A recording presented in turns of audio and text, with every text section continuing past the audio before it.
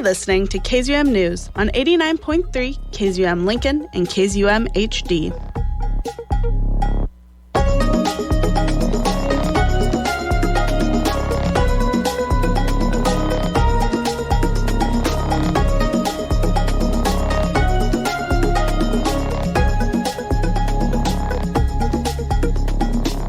Good afternoon and welcome to today's edition of KZUM News, an hour dedicated to learning more about what is going on in Lincoln and the surrounding areas. I am the news director and your host, Amantha Dickman. The Women's Fund of Omaha, an advocacy organization that works to address gender-based oppression, is celebrating their 35th anniversary this year. And one of their many accomplishments the organization is highlighting is the expansion that adds one of their sexual health vending machines to the 1867 bar in Lincoln. Joining us this morning is Joe Giles to talk about 35 years of work in the recent expansion. So this year, the Women's Fund of Omaha is celebrating their 35th anniversary. That's a huge number. Can you tell us a little bit about how the Women's Fund of Omaha got its start and what it is you do? Absolutely. We are so excited to celebrate our 35th year as an organization. When you go back and think about the 1990s and what feminism looked like at that time, we have come such a long way. And it's been fun to go back and look at some of our historical photos and documents and stories and the issues that we started working on and that trajectory of where we are today. So the Women's Fund of Omaha got started with a visionary group of women who learned that there were other communities across our country who were starting women's funds or women's foundations. And the idea it was then and is now to raise dollars to support the issues and initiatives that will most greatly impact women and girls and our ability to live the lives that we want and the potential that we see in ourselves, and we want to help contribute to making our communities great. So our organization started as a fund of interest within the Omaha Community Foundation, and the leaders at the time were raising dollars and getting grants to support the start of this work, and then they were able to move and transition out of the Omaha Community Foundation to become its own nonprofit. And then we've continued in that status since then. So it's really been a transformative part of our history where we're this year honoring our past and trying to celebrate what we're doing in the present and think about where we want to go in the future for our organization. I will say a couple of the initial issues that group of visionary women were thinking about were, how do we help women in the workforce, particularly with childcare and the availability of childcare, because there's lots of people who need to work, want to work, and having access to affordable childcare, was very important then and is the same today. The other issue the women were working on were looking at leadership and where women were able to grow in terms of their economic ability. So women in the workforce, were they able to crack through some of those glass ceilings and be able to earn more money to support themselves and their families?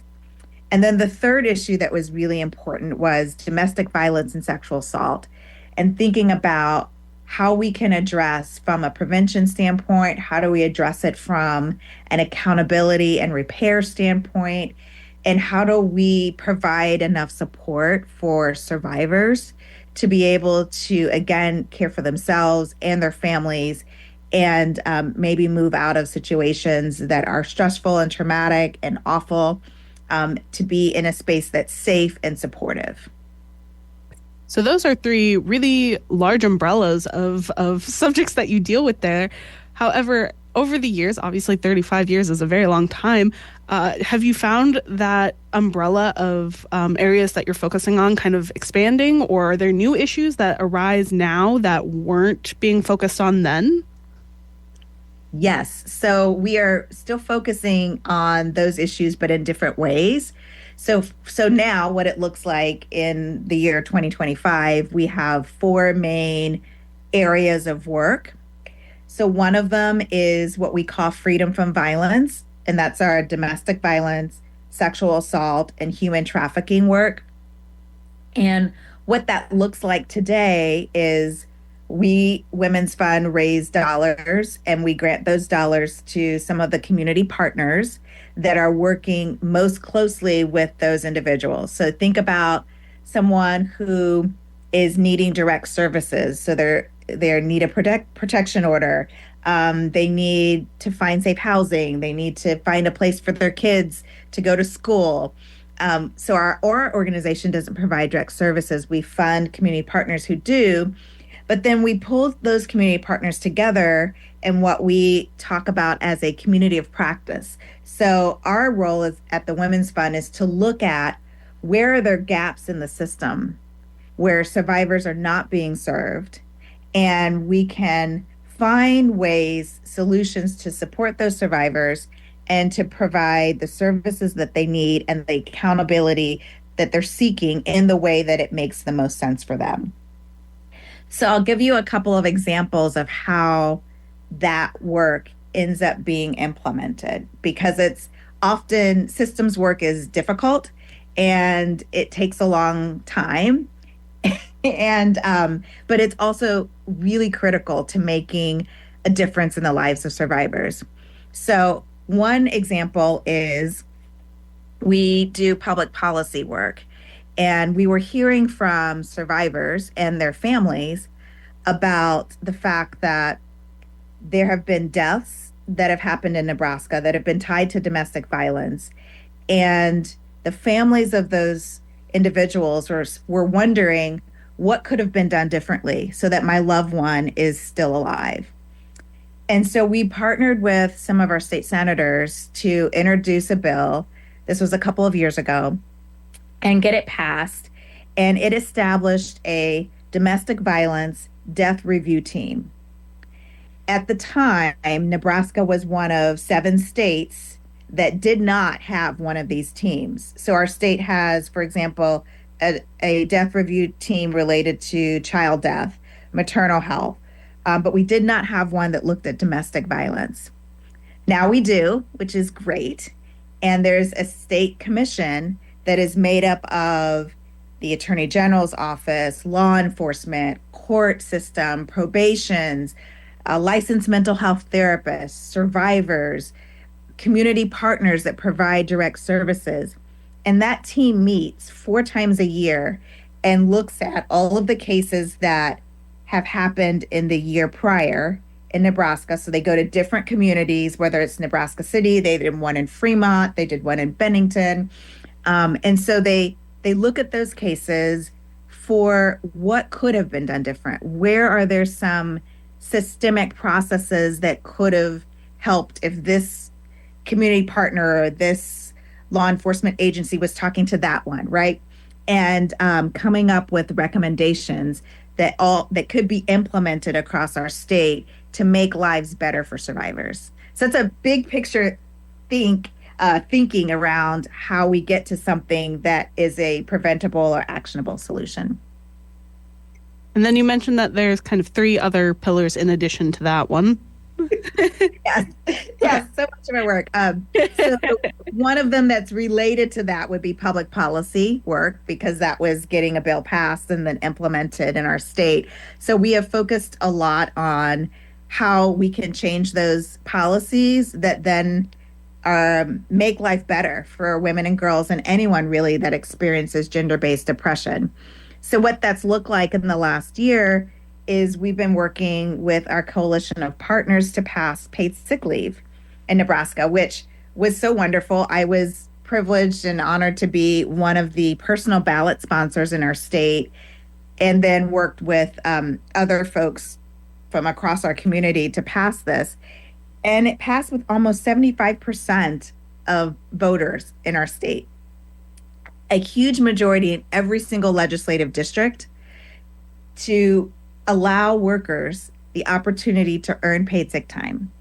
And this was so important to the Women's Fund because 1 in 4 women are working in an industry that may not require paid sick time. If you think about folks who are working in restaurants, if you think about folks who are working in a retail industry or the hotel industry, or folks that are working in construction.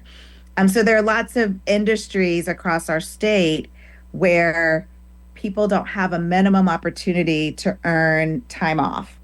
And if we're trying to pay for the price of eggs or whatever it is we're trying to pay for our families, it's important that people have not only wages, but also the opportunity to take time off when they're sick or when a loved one is sick. And there are many women who are working and caring for family members with that dual responsibility. And it's so important for women to have the opportunity to earn and use their time off. And then so that's the policy piece. That's the policy piece. And then you also have... we also do women in leadership. There we go. And so that is connected to the work that our founders started, where they were looking at where are women able to have economic opportunity. And so what that looks like today is our Circles project. And we are in class 13 of Circles, which is what we call our Women in Leadership program. And what we noticed 13 years ago as an organization is that some folks have natural networking and mentorship opportunities. And often for women, it doesn't look like that. They may not be golfing. They may not be invited to happy hours after work because they have other responsibilities. And so we have created an intentional program where people apply and are accepted, and it's a small group of women, so 30 to 45, and they meet monthly for 3 years. So they really have an opportunity to learn and to grow together. In their first year, they work on a small group project that's connected to the Women's Fund mission and some of what we're working on, whether that's in the policy space or with our sexual health vending machines, which we'll talk about in a little bit. And then in those second and third years, they have opportunities to grow their leadership within that network. So at any given time, you could be networking and learning and growing with people in the class below you and the class above you. You could be leading up the selection committee. You could help with programming. You could be our alumni representative. You could be the folks who are interviewing new potential class members. So it's a very intentional space. And we have just seen the interest skyrocket in the last couple of years. We've had record applications, 130 roughly last year for 45 spots. So it just speaks to the community that we've built as an organization, the fact that people see the work that we're doing in community and feel connected to it and want to be a part of it, and the broader network that we are creating, where all of these amazing individuals are out in our community doing impactful work and leading in their own ways. It doesn't necessarily have to look like what it looked like in the 90s, where it was about corporate and CEO and board members. It could be your neighborhood association president. It could be a community volunteer. It could be the head of the PTO at your school. In a vast variety of spaces and places where women are learning and growing together and seeking to ensure that there is gender equity for everyone. And then, of course, you've got that last pillar, and that is our sexual health literacy. And we started almost 10 years ago looking at the increase in sexually STIs, so sexually transmitted infections. And we provided with community partners an increase in funding so that they could specifically have youth-friendly hours, so that young people could have just the information and resources they need to be healthy and to make decisions about their lives. When do they want to parent? When do they not want to parent? And so we feel like that is connected to your economic opportunities. So that program has grown. We provide free STI testing and treatment. We also provide free condom distribution across our community, about 160 sites. And then we've expanded that initiative to the sexual health vending machines, which we launched just last year in 2024. That was a really interesting project because it came about after a conversation of one of our circles meetings. So our women in leadership are talking about what can we do to increase access and to reduce barriers for folks who might need pregnancy tests or emergency contraception, like a Plan B. And so we spent as a team about 9 months to a year thinking about how we could implement this project in Nebraska.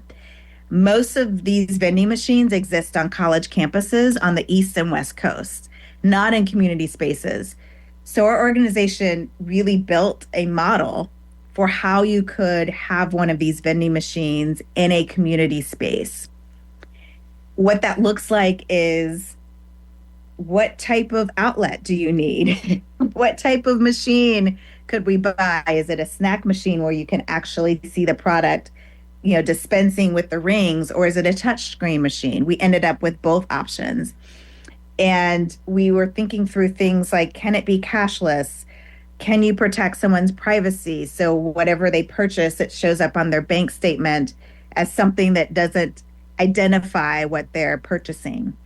What is the price point going to be?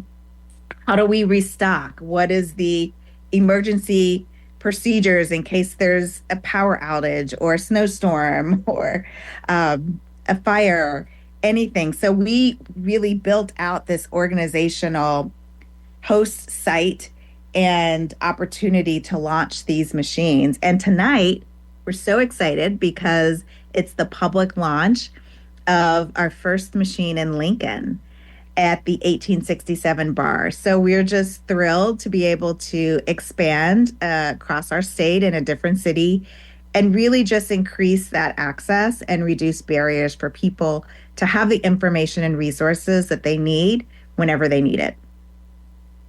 So this is a really interesting project for me personally to learn more about, because vending machines would never have been the first thing I would have thought of when you are talking about accessibility to emergency contraception or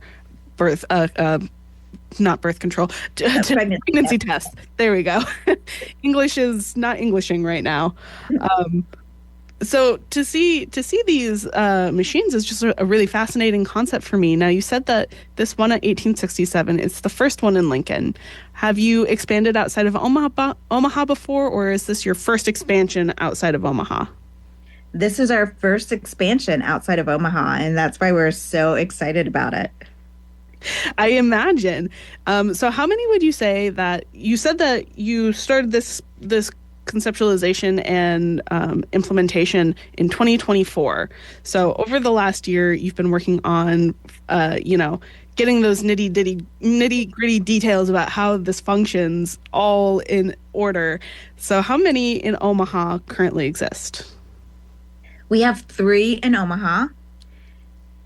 So our first one launched with one of our adolescent health project partners, which is the Nebraska AIDS Project, and it's in Benson. So a popular place for young people. There's wonderful bars and restaurants and ice cream and food and all of it, and just a really fun atmosphere.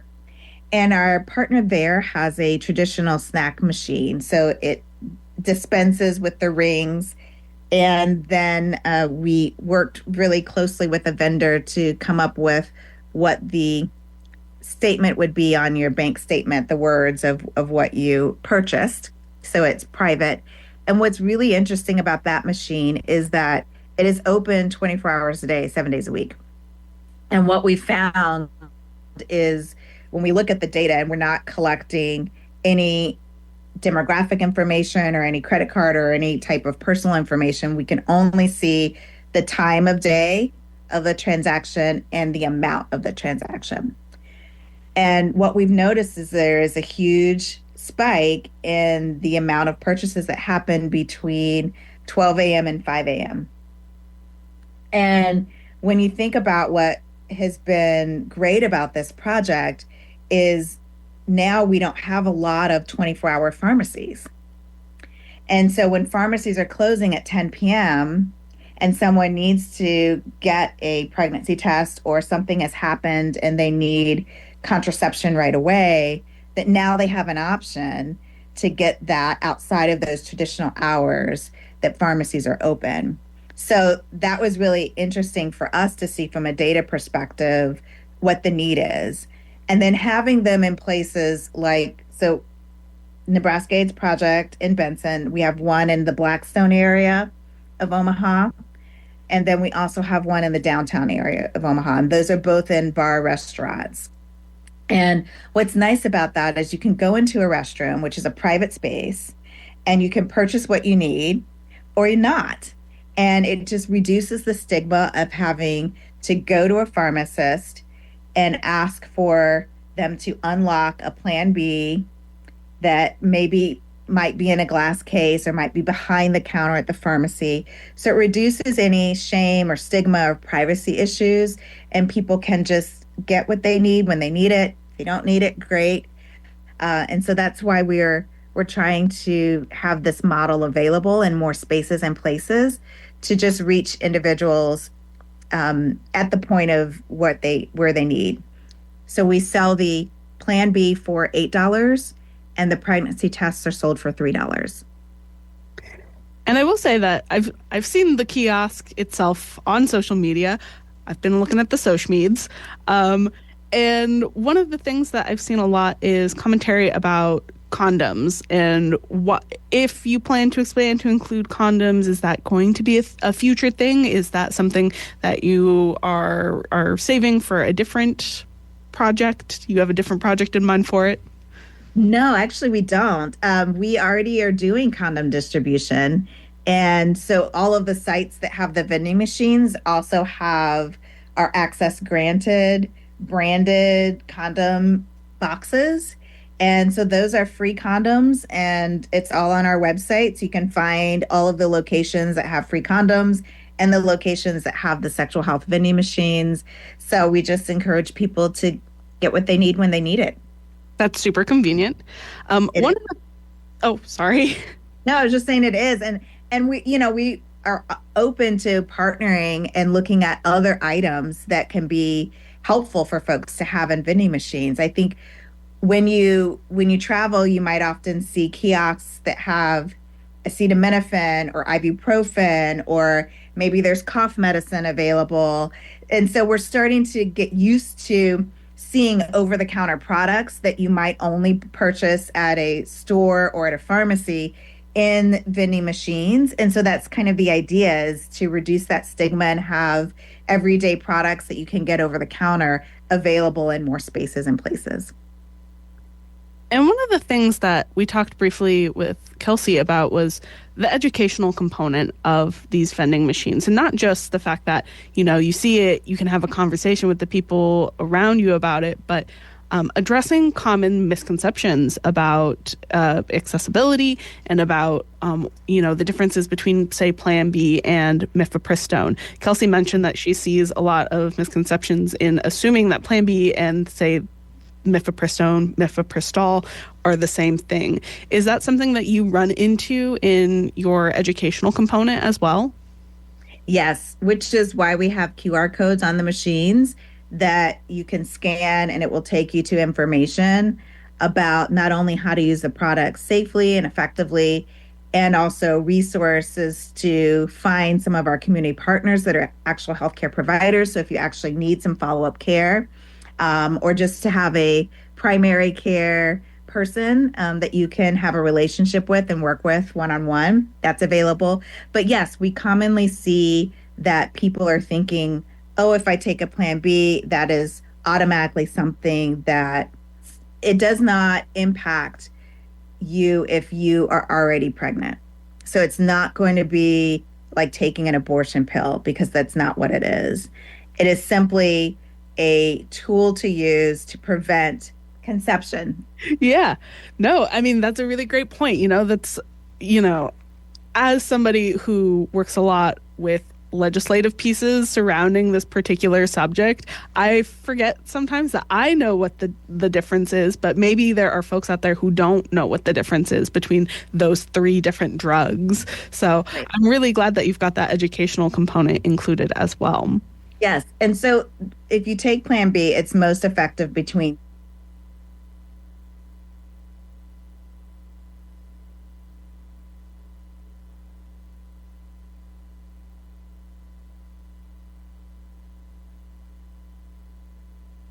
the actual conception from happening. So it works very similar to a traditional birth control method, whether that's a pill or an IUI or any other hormonal opportunity that you're using. So that's what's great about this, and it's over the counter. It's safe. It's you're able to use it. The abortion pill is something different. So even if you're already pregnant and you try to take a Plan B, it's not going to do anything for you. And of course, this is your first one in Lincoln. Are you looking at expanding out further west, north, south from the Omaha area? Is that a future plan, or is that something want to make sure that everything is maintainable in between the Omaha and Lincoln area first? We have an incredible funder in Lincoln who would love to have a total of 4 machines. So we're on our first one at 1867, and we would love to expand per this person's wishes to other options in Lincoln and really throughout Nebraska. There's such a desert of maternal health care in our state, and it's so needed when folks are having to drive 2 or 3 hours, even just to get basic maternal care. To be able to have options in other spaces and places, I think is so important. So we will keep going as long as there's a need there. Excellent. And then, of course, for folks who also just want to get involved, learn more about the Women's Fund of Omaha, how do they do that? What's the best way to do that?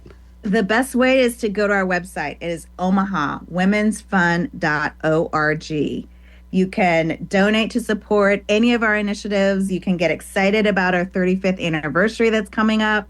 We'll be celebrating in October at the CHI Center, and we'll have an incredible keynote speaker every year. It's somebody amazing. So we invite you to come to that as well, and just really to get involved in the work that we're doing because it's so important to advance gender equity across our state. Excellent. Well, thank you so much for joining us today, Joe. We appreciate it. And do you have any other last minute comments you want to make about either the opening night at 1867 or the work that you've been doing? We do a lot of research, and we think it's so important because the research that we do helps inform the work. We can see what's needed throughout our community and our state. So in 2024, we did a state of domestic violence report, which was part 2. We looked at data from 2019 to 2022 about the number of calls that are coming in regarding domestic violence and sexual assault. And it really helps us see what is the demographic of folks that are struggling, what are their new issues that need to be responded to, and how can we empower our community members to be addressing those issues from a systems perspective. We've also done projects about women in leadership. And the one that we're doing right now that we're so excited and will hopefully launch the report later this year is looking at women in the workforce, the kind of a status of women and girls across Nebraska. And we partnered with UNO's Center for Public Affairs Research to do all the number crunching. So things like what percentage of the people in Nebraska are women? What type of industries are they working in? Is it banking? Is it healthcare? Is it education? What are the ages? What does housing look like for women? What is the connection to poverty? And so we have that very interesting data points. And then we've also spent the last 6 months or so talking to people across our state, asking them, does this track with what your lived experience looks like? How have you managed childcare and work at the same time? What does your housing situation look like? And so we'll be releasing a report that combines not only those personal stories, but also with the data to show what does that look like across Nebraska. And so a sneak peek of some data points is that there are more women working in Nebraska than men. More women are earning bachelor's degrees than men. There are more percentage-wise of 16 and up working that are women. However, across every single industry in our state, men are still making more. Roughly, on average, $13,000 more than women. So our pay gap is widening despite the fact that women are going to college, earning degrees, choosing industries that are a variety of spaces and places. So it removes some of that individualized thinking of, oh, if you just went to college, oh, if you just decided to work in a high-tech field, maybe you would make the same amount as your male counterpart. And what it's showing is there's still systemic issues that are happening in our communities that we need to be talking about. This is not just about merit, it's about what is really preventing women from being able to reach the same economic opportunities as their colleagues. So it's very interesting to look at what the data shows and hear from women and their experiences. What does it look like for housing? Women are facing a higher burden in terms of the cost to rent or own a home. Same with evictions. Evictions are higher for women, and particularly women who have families. And so these are some of the issues that when we look at research and look at the numbers, we can say, well, what's really happening here? And how do we have a community conversation about where we can shift in policies and procedures and awareness so we can ensure that everyone can have the right to reach their full potential. I think it's just more important than ever to support the women and girls across our state and what we're doing and the impact that can be made when you support women. It uplifts every person in our community. So it's important to get involved, to support our work, and to support the work of our community partners. Excellent. Well, thank you again, Joe. We appreciate you taking time out of your very busy schedule to speak with us last minute. I know that was a bit of a scheduling, hectic, chaos mess happening there, so I appreciate it. Thank you so much for the opportunity. Hope to see you tonight. Yeah, absolutely. The 1867 bar, located at 101 North 14th Street, hosted a Plan B happy hour on Friday, February 28th to celebrate the debut of the sexual health vending machine. Owner Kelsey Graves spoke with us about starting conversations surrounding sexual health through accessible sexual health products. Can you kind of tell listeners what the deal is with this kiosk? Sure. So it's all funded through the Women's Fund of Omaha, and it offers, gosh, I don't even know how to word this. I'm sorry. No, it's okay. So would emergency contraception be a good term in this case? Yes. So it offers... Yes, right? It offers cheap emergency contraception. It's accessible. It's affordable. It is in a public space that is fairly private, so it is available for anybody to use. So one of the things that I think is important to talk about here is why you feel having accessible emergency contraception and pregnancy tests available for folks is important. Like, is there a particular reason that you feel that having this accessibility in 1867 is important? So 1867 is owned by a woman. I am a woman. And ever since we opened 9 years ago, I have always used my space for issues that are near and dear to my heart, and this is one of them. Women's healthcare is important, and with everything that is going on in the world, in the country right now, this is important. It is easily accessible. So many people are misguided about it. And not only are we offering it at an affordable place, but we are more than willing to answer questions to people that don't understand what the Plan B pill is. Do you find that you've had a lot of misconceptions in the last couple of days, or people talking about misconceptions that they have about Plan B in that case? Absolutely. Can you kind of highlight what kind of misconceptions you've run into now that you have this kiosk? Some people don't understand how we are able to give it out because we are not pharmacists. That's not how that works. I think a lot of people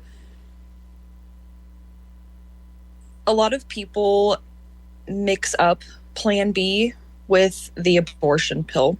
That is not what this is.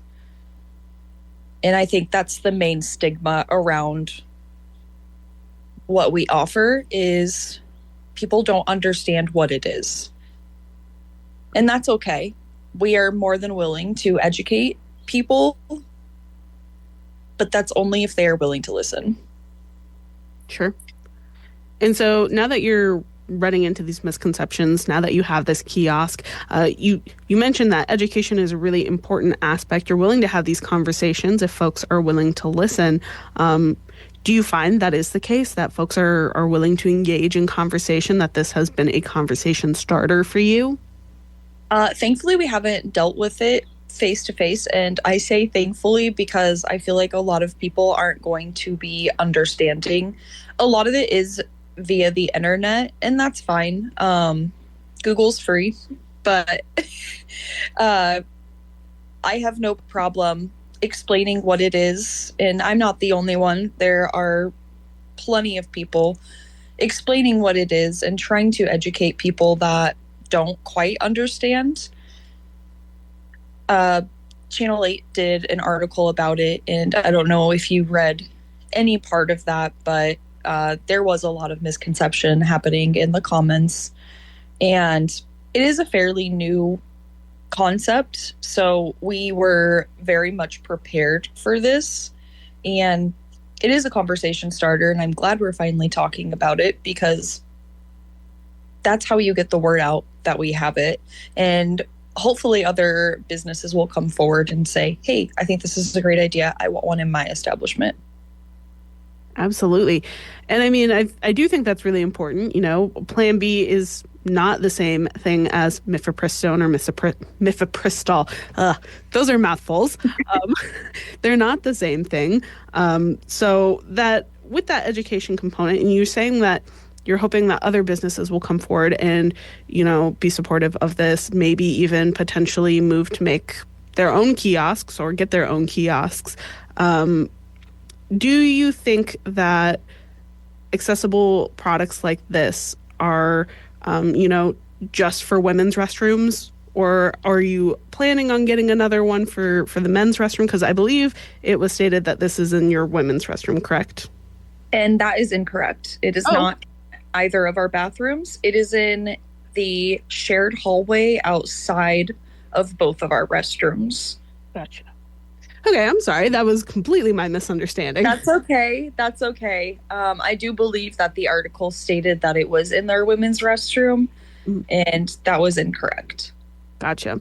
Yeah, cool. So it's outside the hallway leading to both of your bathrooms, and if I recall, you kind of have a Y situation there. Yep. So it's located. It's the more private space.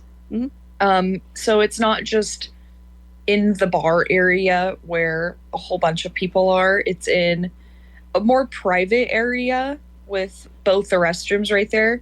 And we've had men and women use it. I've had a lot of men use it for their friends and just to have it. One guy who is a pharmacist was just amazed by how inexpensive it was and how we were able to offer it. So he actually purchased quite a few for his friends. And you've mentioned that it's very cost effective. Do you know what those price points are for you? Or for your I'm not the one purchasing the product. That is through the Women's Fund. So that is something you'll have to discuss with them. We are just the space that offers it. And I just meant, like, do you know what the price is for the consumer at the kiosk itself? Oh, apologies. Yes. So the price for the emergency contraception is only $8, and the price for the pregnancy test is only $3. Perfect. And then tonight's event, this Plan B happy hour, it's kind of like your debut of the kiosk, right? Correct. So the Women's Fund of Omaha will be coming in. We will have a bunch of fun goodies to give out. I'm bringing out my Plinko board that I made, oh my gosh, I think 7 years ago and haven't done anything with. So I'm really excited to get my Plinko board out. That's going to help us raise some money. And they're also doing sex trivia. So that'll be a lot of fun. That sounds awesome. And when it comes to, money made tonight, how is that working? Is like a certain portion going to go to the Women's Fund of Omaha, or is there donation options for folks who are attending tonight's event? Yeah, so they're going to have donation buckets around the bar. I'm also selling our anti-Pete Ricketts and Jim Pillen signs and stickers, and 50% of that is going to go to them. And I haven't told them yet, but I am planning on donating 15% of our bar sales. That's so wonderful to hear. And I'm already hearing word that, you start at 3. Do you have a close time for the happy hour? 2 a.m. I mean, the entire time that we are open today is focused on the Women's Fund of Omaha. Perfect. All right. And then we don't have any other questions for you for this afternoon, but do you have any comments you want to make about tonight's event or about the kiosk? I know it's going to be a positive effect on our community. The people that need it are going to use it. The people that don't need it aren't going to use it. I see nothing but positivity coming out of this, and I'm really excited that they partnered with me and that we could make this happen. It's a really good thing, and I hope more people jump on board. All right. Well, thank you, Kelsey. I appreciate you taking time out of your afternoon to talk to us about tonight's event and the kiosk. And thank you so much. Yes, of course. Thank you. With that, we're going to go ahead, take our mid-hour break, and when we come back, we're going to learn more about Mayor Lyrian Gaylor-Baird's plans for launching the Future Ready Workforce Initiative. Don't go anywhere, and we'll be right back.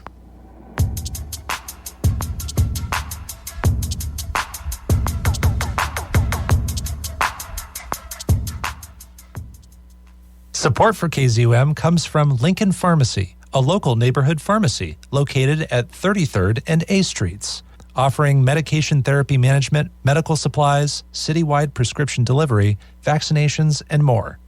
Open Monday through Friday from 8:30 a.m. to 6 p.m. and Saturdays from 10 a.m. to 4 p.m.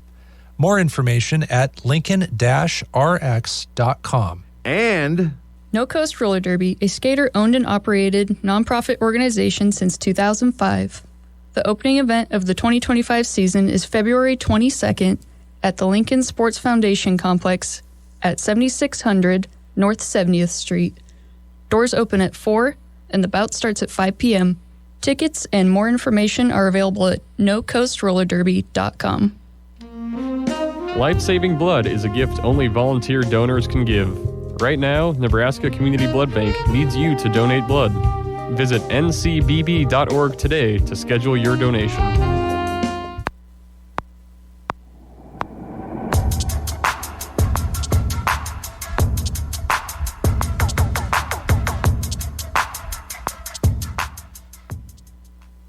Mayor Leary and Gaylor Baird and labor partners announced on February 27th that the City of Lincoln will invest $1.3 million in a future-ready workforce initiative designed to help Lincoln's underemployed and unemployed residents train for jobs in high-demand fields.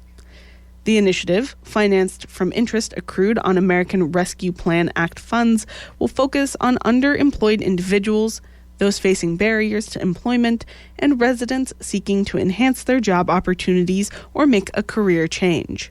The initiative also seeks to remove barriers to employment by providing supportive assistance such as gas money, child or elder care, uniforms, and tools. Here to tell us more is Mayor Baird. Joining us for this news conference on location at the International Brotherhood of Electrical Workers, Local 265. Special thanks to IBEW for hosting us this morning and for partnering with us at the City of Lincoln. With me today are Lincoln City Council Chair Sandra Washington, Southeast Community College Milford Campus Associate Vice President John Kisby, IBEW Local 265 member and Director of Training at the Lincoln Electrical Joint Apprenticeship and Training Center, Roy Lamb, and City of Lincoln Workforce Administrator Dylan Wren, and Vision Mechanical Business Owner Ron Runyon. Also joining us today is Allison Hatch from the Lincoln Partnership for Economic Development. So we're gathered here today for the fourth and final news conference of Workforce Week in Lincoln. And during Workforce Week, we are highlighting city workforce investments that are delivering results that support residents' financial security, make life more affordable, and create economic opportunity into the future. Ensuring that our community members have financially secure careers that enable them to provide for themselves and their families is one of my administration's top priorities. And we also know that access to a skilled workforce is a top priority for our local businesses, which is why my administration has deliberately invested the largest share of our American Rescue Plan Act funding on workforce initiatives that remove barriers to economic opportunity for our residents, meet the needs of our local employers, and support the overall prosperity of our community. And we continue to invest in growing our workforce in new and exciting ways. And this morning, I am thrilled to announce that the City of Lincoln is investing $1.3 million to launch the new Future Ready Workforce Initiative. Let's clap our hands. The Future Ready Workforce Initiative will provide scholarships to pay for job training and credentialing for an estimated 125 community members who face barriers to employment, allowing them to pursue careers like electricians, heating, air conditioning, and refrigeration mechanics, and automotive service technicians. And this new initiative will help prepare Lincoln's workforce for the careers of today and tomorrow, creating financial stability for our community members and enhancing local employers' access to a skilled workforce. This initiative positions Lincoln to lead the region in building a high-demand, high-wage, and high-skill future-ready workforce. A number of partners have come together in coalition to support the Future Ready Workforce Initiative, including our team at the American Job Center, or AJC. And here to share more details about this initiative and the AJC's role in offering comprehensive services for participants in the Future Ready Workforce Initiative is City of Lincoln Workforce Administrator Dylan Wren. Dylan? Thank you, Mayor. This initiative offers a chance for our residents to build skills, earn good wages, and fill jobs that keep our city running. The need is there. Electricians earn $5,400,000 a year with an estimated annual 143 openings in Lincoln. HVAC and refrigeration mechanics make $5,300,000 a year with 95 openings. Auto technicians with EV training earn $5,600,000, and there are 69 openings every year. Training paths include associate's degrees and certificates from Southeast Community College or hands-on apprenticeships with IBEW, Associated Builders and Contractors, and the Lincoln Electrical Contractors Association. The duration of these training paths range from 3 days to 4 years. In addition, the American Job Center will provide comprehensive case management for participants. Where appropriate, individuals will also be co-enrolled in the Workforce Innovation and Opportunity Act Title I-B program for additional support. For example, we're here and able to pay for costs like gas money, child or elder care, uniforms, and tools to remove common barriers to employment. If you're facing a barrier to employment and live in Lincoln or want to work in Lincoln, you are eligible for this program. To get started, attend an orientation at the American Job Center. Sign up online at lincoln.ne.gov/future ready. Click make an appointment or visit or call the center. Thank you so much, Dylan, for everything that you and our team at the AJC do. We're really excited to have you helping to empower our community members to enjoy economic opportunity and the financial security that comes from a good job. Another key partner in the Future Ready Workforce Initiative is Southeast Community College. SCC will provide training and certification to initiative participants. And all right, I'd now like to invite up Vision Mechanical business owner Ron Runyon to talk about how this initiative will support businesses like his, creating more career opportunities in the field that's like Vision Mechanical that specialize in HVAC installation and repair is especially needed right now, like electricians. According to a recent report, 91% of HVAC and appliance jobs went unfilled in the state of Nebraska in 2021. We want to change that. Ron, thanks for being here. Good morning. My name is Ron Runyon, and I'm the proud owner of Vision Mechanical, a commercial plumbing and HVAC company based here in Lincoln, Nebraska. The HVAC and plumbing sectors are facing a significant shortage of qualified and licensed professionals. This shortage can be attributed to retirement or career transitions of seasoned technicians and the lack of interest from younger generations. As the demand for skilled workers continues to rise, it is more important than ever for younger individuals to consider entering these essential trades. While technology is revolutionizing areas like diagnostic, system design, and fabrication, it's the hands-on expertise of trained professionals that ensure we continue to experience the comfort and reliability that HVAC services provide. HVAC technicians make the high H3, high wage, high demand, high skill. This highlights their tremendous career potential within the industry. Trade schools and apprenticeship programs are crucial to developing a capable workforce. Southeast Community College plays a pivotal role by offering opportunities for students interested in HVAC careers. Through their program, students are introduced to multiple HVAC companies that offer co-op and on-the-job training. Upon completing the program, graduates can start an apprenticeship, and after 3 years of hands-on experience under a licensed HVAC contractor, they can test for their journeyman's license. Students who complete the HVAC program at Southeast Community College receive 1 year apprenticeship credit. The HVAC industry offers diverse career paths, including residential HVAC, multifamily, commercial construction, and HVAC service work. For young people interested in building a long-term, rewarding career, this industry is filled with opportunity. Initiatives like the Future Ready Workforce Program will help provide the tools and resources young adults need to succeed in their chosen fields, helping to ensure that the HVAC industry continues to thrive. Thank you, Ron. I think it's really impressive hearing you and Roy talk, and you as well, John, about the investment in education for really high quality craftsmanship and skill. That's another just really important piece of what we're building here today. All right. Well, our partners in the Lincoln City Council are essential to our efforts to grow economic opportunity for working families and area businesses. So here to talk more about the benefits of these workforce investments to our broader community is Lincoln City Council Chair Sandra Washington. Chairperson Washington. Thank you, Mayor. As the chair of the Lincoln City Council, I've seen firsthand the beneficial impacts of the city's workforce development initiatives on our residents and the local businesses. That's why I'm proud to be here today to demonstrate my strong support for the Future Ready Workforce Initiative. As someone in local leadership, I believe we have a responsibility to ensure Lincoln's workforce is prepared to meet the changing world and the needs of employers and industries. I believe we have a responsibility to provide access to good paying jobs, effective training programs, and support resources that help our community members overcome barriers to employment. And I believe that the Future Ready Workforce Initiative checks all three of those boxes.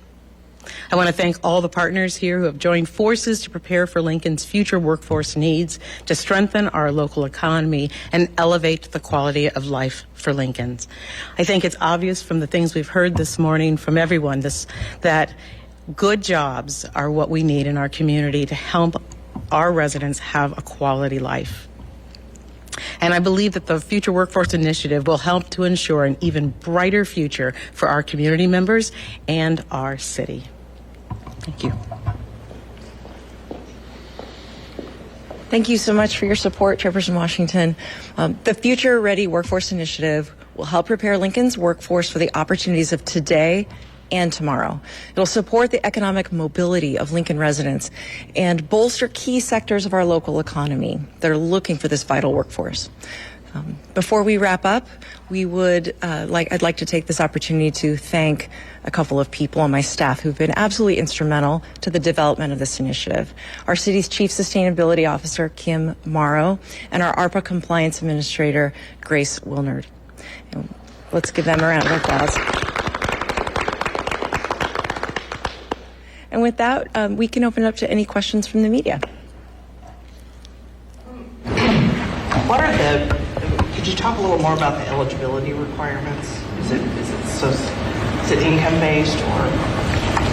It's much more broader than that. I mean, anybody that's working right now that isn't making a living wage or isn't getting where they want to go in their career or just want to change career paths, if you live in Lincoln or you want to work in Lincoln, you're eligible. And are the apprenticeships programs, I mean, is this part of it? Are the scholarships for the apprenticeship program specifically, or is it broader than that? We're coordinating and creating a portal through our American Jobs Center to then fund the scholarships that can be used for multiple career pathways. But you want to take that sure. too? Yeah, thank you.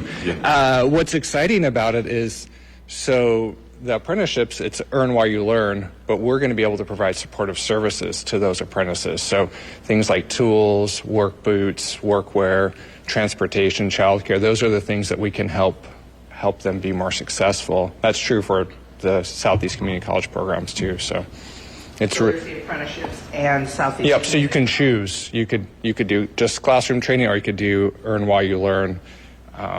Both ways are going to lead to hopefully similar outcomes, but. I got one more. Okay. Go ahead. It's probably you. Okay. Mayor. Me. I'm thinking. I'm guessing. I don't know. You can hand it off if you want. Can you talk to me a little bit about why you decided to why did you land on workforce development for the largest share of the ARPA funds? Thank you for that question. Why did we use ARPA why did we make workforce the top priority for our ARPA funds? Because when we invest in our people, we create opportunity far into the future. So we've been listening to our partners. We work with LPED. We know that workforce challenges are a key priority for our business community. We listen to our community members, and we know that they want access to skills training and that sometimes those costs can create barriers to employment. So after listening to the needs and through partnerships like these that are so powerful, we've been able to create something that we think is really going to make life better in Lincoln for more people. And, at the root of all of, the problems society face, it's really poverty. And if we can eliminate poverty by getting more people into high-paying, high-demand, high-skill careers, then we are making a true difference in the lives of the people we serve. And that's what we're here to do. Okay. All right. Well, thank you all for joining us for this news conference to learn more about the Future Ready Workforce Initiative. Thank you to all of our partners who are making this incredible endeavor possible, and for participating in Workforce Week, and for not only being here this week, but growing the great life all year long. Thank you.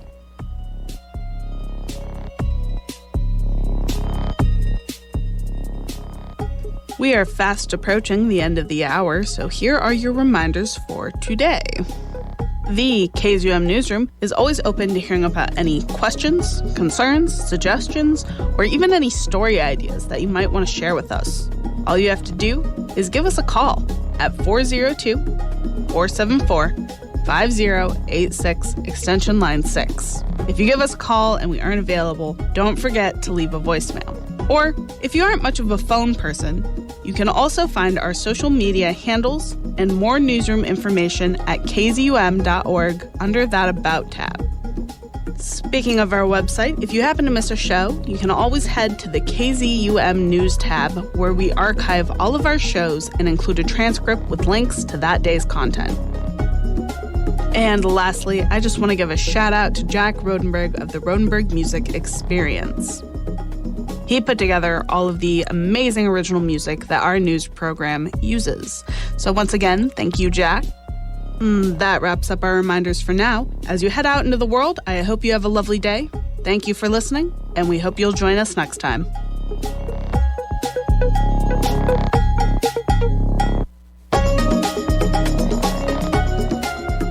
You just finished listening to KZUM News, an original production of KZUM Radio that airs every Saturday at 11 a.m. Coming up next is Beta Radio, so stay tuned.